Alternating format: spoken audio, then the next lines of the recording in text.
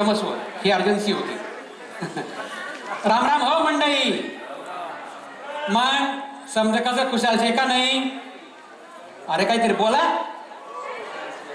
बरं. पाणी वाणी पडलं का आपल्या गावले? अरे आटे आटे म्हणजे दुबईले हो नुसता दुमागो गाली गया बुवा. तुमले काय सांगू मी? आते कोई लोग कुछ कयामा पड़ी गया होतीन.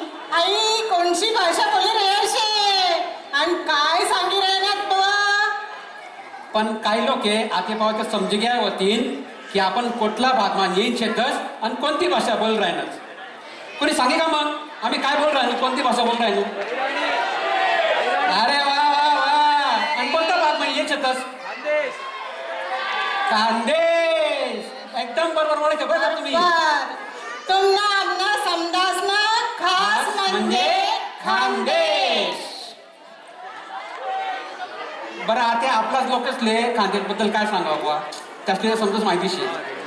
पण आपला भाग सोडीसन म्हणजे खानदेश वा उत्तर महाराष्ट्र सोडीसन बाकी समजा लोकेसले त्यांबद्दल माहिती कळावी म्हणून आता आमले मराठीमा बोललं पडी.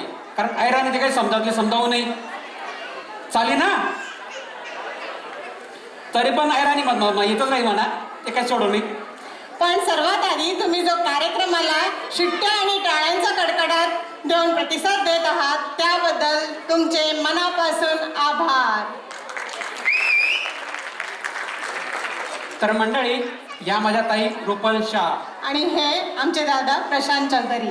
आम्ही दोघे आपल्या या सर्वांच्या आवडत्या आणि आपण वर्षभर ज्याची वाट पाहत होतो अशा महाराष्ट्र मंडळ कतार प्रस्तुत महाराष्ट्र दिन आणि चैत्र मास 2024च्या कार्यक्रमात आपले सर्वांचे पुन्हा एकदा मनपूर्वक हार्दिक स्वागत करतो.